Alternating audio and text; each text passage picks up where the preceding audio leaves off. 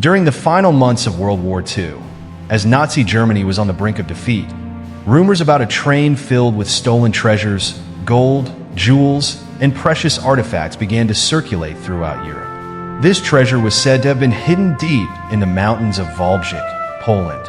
Among the treasure hunters were Hans Müller, a Nazi officer, and Maria Kowalska, a young Polish woman whose family had been brutally killed by the Nazis. What united them was much more than the desire to find the train. It was a complex web of love and hate.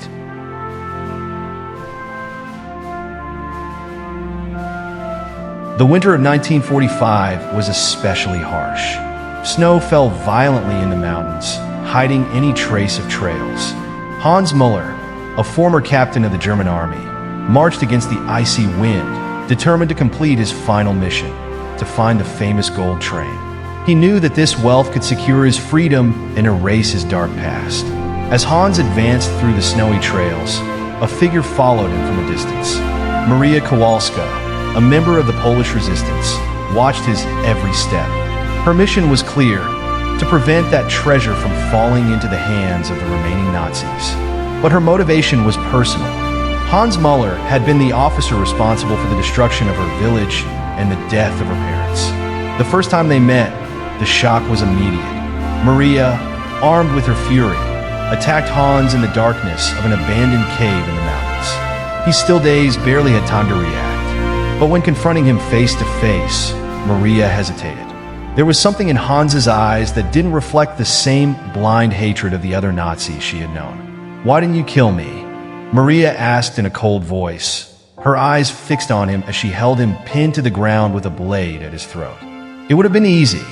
Hans, breathing heavily, responded, "Because I'm not what you think I am anymore. It's all over." She didn't believe him. How could she? He was a Nazi, part of the regime that destroyed her life. Yet something inside her prevented her from killing him right then and there. She knew she would need him to find the train. The two then formed a fragile alliance, driven by distrust. Maria was willing to use Hans for her own goal, to deliver the treasure to the resistance and ensure it would never again finance another war. Hans, on the other hand, saw in her his only chance to survive in that hostile terrain and reach the train. As the days passed, the relationship between them became increasingly tense. Every glance was an invisible knife, every word a silent battle. Maria hated how easily Hans could manipulate situations, but she couldn't ignore his intelligence. One night, while taking refuge in a cave to escape the snow, Hans began to talk about his life before the war. He wasn't a monster, or at least that's what he tried to convince her. He had been an idealistic young man, manipulated by the empty promises of glory and patriotism of the Reich. Now, all he wanted was to disappear. Maria listened in silence, showing no emotion. The pain of her loss was always present, but as she listened to Hans, she couldn't help but feel a thread of compassion. Perhaps he was a victim too. Perhaps. The days turned into weeks. The clues to the train became increasingly nebulous.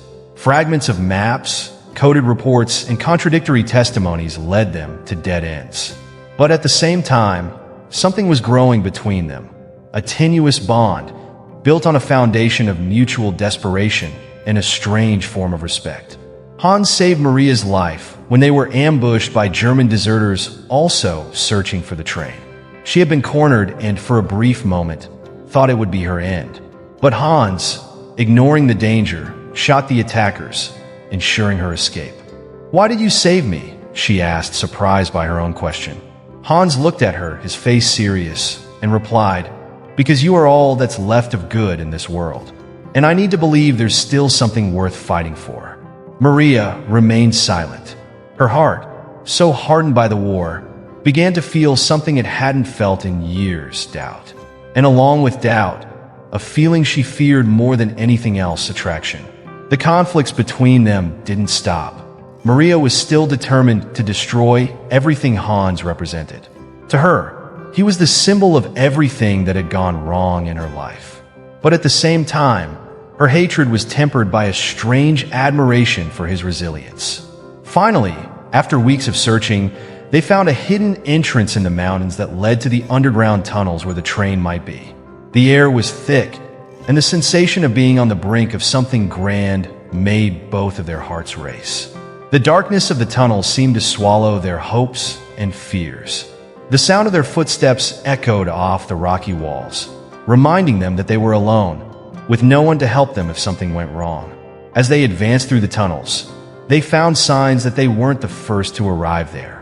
Remnants of old camps, pieces of military uniforms, and explosion marks on the walls suggested that others had tried, unsuccessfully, to access the train. The tension between them reached its peak when, after hours of walking, they arrived at a sealed metal door rigged with explosives. It was the end of the line. The treasure was there, but so was the danger. "Do you trust me?" Hans asked as he prepared the explosives. Maria looked at him without answering. She knew that, regardless of what happened, that moment would decide not only the fate of the treasure, but theirs as well. The explosion echoed through the tunnels, opening the passage. When the smoke cleared, the two advanced cautiously. There it was, the legendary gold train, rusted by time, but still imposing, loaded with riches. Maria felt a wave of emotion upon seeing the treasure. She had imagined that moment for so long, but as her eyes fixed on the piles of gold, something else caught her attention. Documents hidden inside boxes at the back of the wagon. They were lists of names of concentration camp prisoners, of people who had disappeared without a trace. Suddenly, the gold lost its value. The true wealth was there, the answers to the questions of so many families. Hans saw the documents too.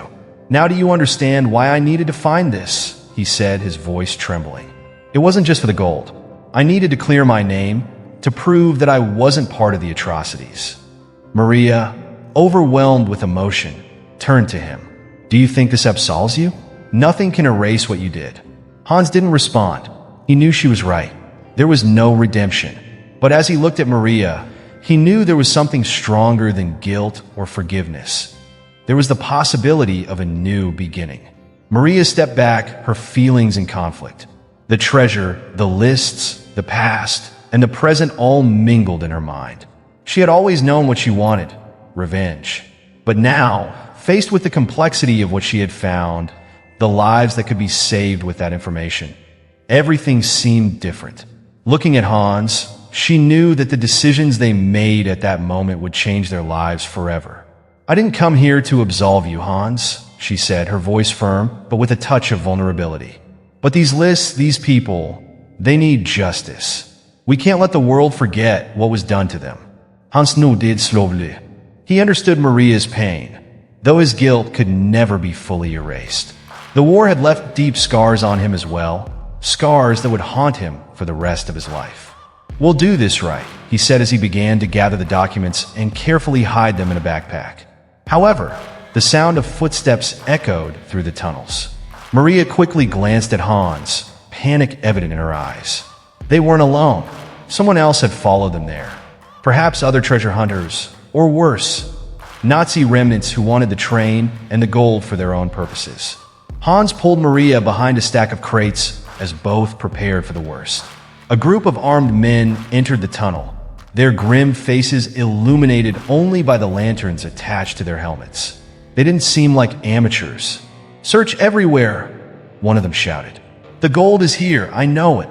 Hans and Maria exchanged quick glances, looking for a way out. The odds were not in their favor. They were both outmatched, lacking the weaponry or strength needed to face that group. "We have to get out of here now," Hans whispered to Maria, gently pulling her towards the darker part of the tunnel.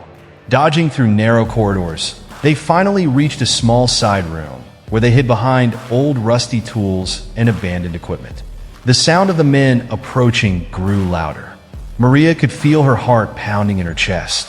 She instinctively grabbed Hans's hand, and for a moment, fear connected them in a way neither could have imagined.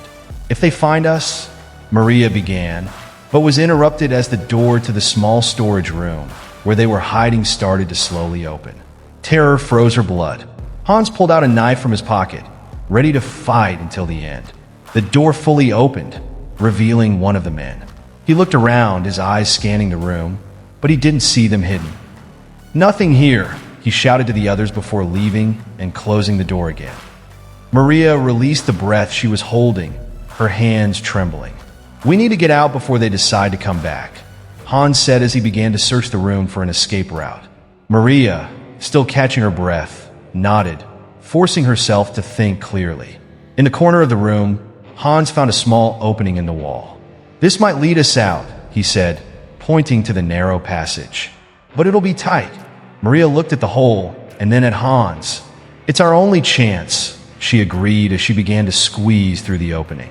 The passage led them through a tight, dark tunnel, and they both had to crawl for several meters before finally emerging on the other side, a mountainside where the snow was falling softly, and the sound of the men could no longer be heard.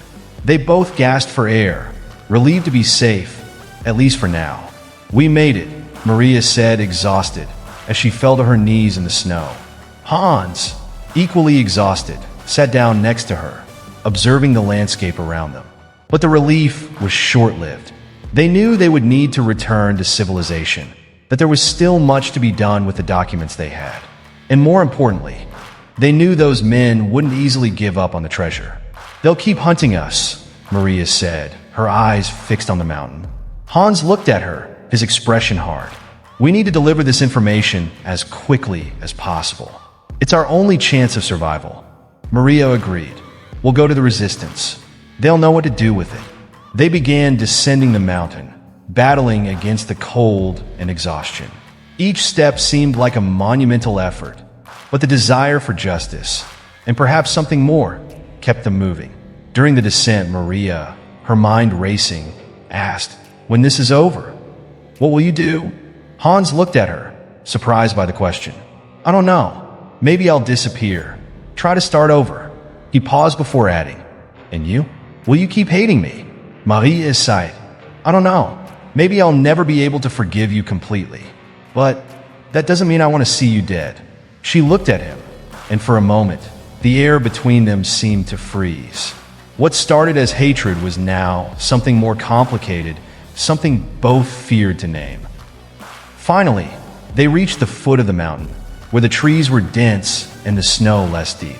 Maria felt the weight of the backpack on her shoulders, knowing that the documents inside were the key to so many lives, but also the beginning of a new danger. If they were captured, that could be used against them. "We need to move fast," Hans said, pulling her out of her thoughts. They headed towards a small village in the distance, where they hoped to make contact with the resistance. When they finally arrived, darkness had already fallen, and the faint lights of the houses were a welcome relief. They found refuge in an abandoned house, where they could rest before contacting their allies. However, before they could relax, they heard the sound of footsteps outside. The men had followed their tracks there. "They found us," Maria whispered, grabbing her weapon as Hans prepared to fight. The confrontation seemed inevitable. They were surrounded, but they couldn't allow the documents to fall into the wrong hands. Hans looked at Maria with an intensity she had never seen before. "I'll fight for you, and you escape with the documents. This has to get to the resistance." "I'm not leaving you behind," Maria responded, her voice determined. "We're in this together. If we die fighting." The sound of the men approaching grew louder, but at that moment, Hans and Maria knew that despite all the pain and hatred that had brought them together, something stronger had emerged between them, something that neither war nor death could erase.